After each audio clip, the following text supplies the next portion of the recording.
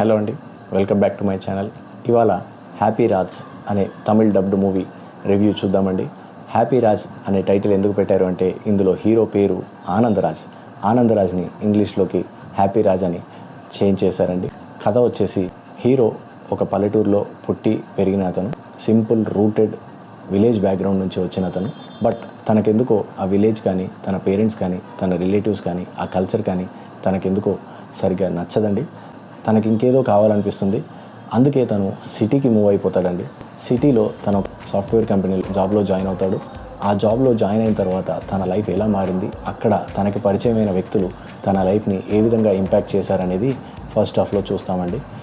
First 10 minutes of the మూవీలో తనకు ఒక బ్రేకప్ జరుగుతుందండి. హీరో మాత్రం తన లవ్ బ్రేకప్కి కారణం వాళ్ళ నాన్న అని బలంగా నమ్ముతారండి.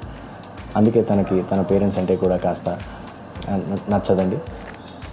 సిటీకి వచ్చిన తర్వాత తను వేరే అమ్మాయితో లవ్లో పడతాడండి. బట్ తన ఫ్రెండ్ ఇచ్చిన సలహా మేరకు తన ఫ్యామిలీ గురించి కానీ, తన పేరెంట్స్ గురించి కానీ, వాళ్ళని కనీసం చూపివ్వడం కానీ, వాళ్ళ టాపిక్ కానీ హీరో ఎప్పటికీ ఎత్తడండి. హీరోయిన్ వాళ్ళ పేరెంట్స్ ఎప్పుడైతే వీళ్ళిద్దరికీ పెళ్లి చేద్దాం అనుకుంటారో, మీ అమ్మ నాన్నల్ని కలుద్దాము అని అంటారు, అప్పుడు తప్పనిసరి పరిస్థితుల్లో హీరో తన పేరెంట్స్ని సిటీకి రమ్మని పిలుస్తాడండి, కలిసి పెళ్లి గురించి మాట్లాడడానికి. వాళ్ళు సిటీకి వచ్చిన తర్వాత అక్కడ ఏం జరిగింది, ఎలాంటి పరిస్థితుల్లో ఉన్నారు, దానివల్ల హీరోకి ప్లస్ అయిందా లేదా అనేది మీరు ఫస్ట్ హాఫ్లో చూసి తెలుసుకోవచ్చండి. ఫస్ట్ హాఫ్లో ఆ పేరెంట్స్ కలిసినప్పుడు ఏం జరిగింది, దాని ఆఫ్టర్ ఎఫెక్ట్స్ అనేవి సెకండ్ హాఫ్లో మనం చూస్తూ ఉంటామండి.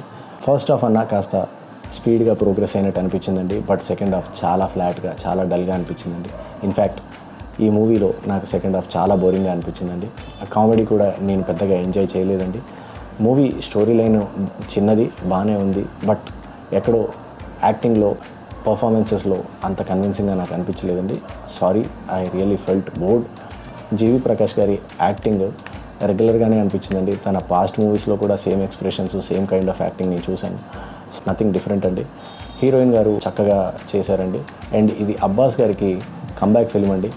నేనైతే అబ్బాస్ గారిని పెద్దగా మిస్ అవ్వలేదండి. ఎందుకంటే వారి పాత ఫిలిమ్స్ ఇప్పటికీ టీవీలోనూ యూట్యూబ్లోనూ రన్ అవుతూనే ఉంటాయి.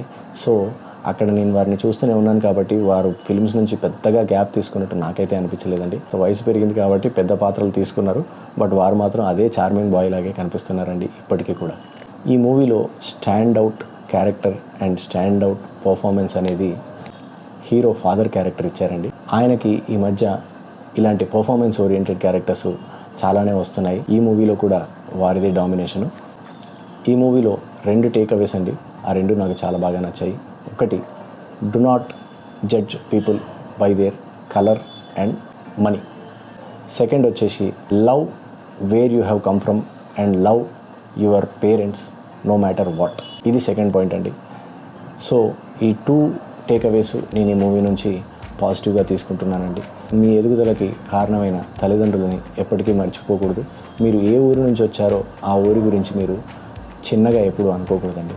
మీరు ఎక్కడి నుంచి వచ్చారో అది చెప్పుకోవడానికి కానీ, మీ తల్లిదండ్రుల గురించి చెప్పుకోవడానికి కానీ మీరు ఎప్పుడు నామోషి ఫీల్ అవ్వకూడదు అనేది ఇందులో second message and second takeaway అండి. Overall nice message movie, but I did not enjoy the movie much అండి. Mostly because of the second half. Like, share, comment and subscribe to my channel and help this channel grow. Thank you.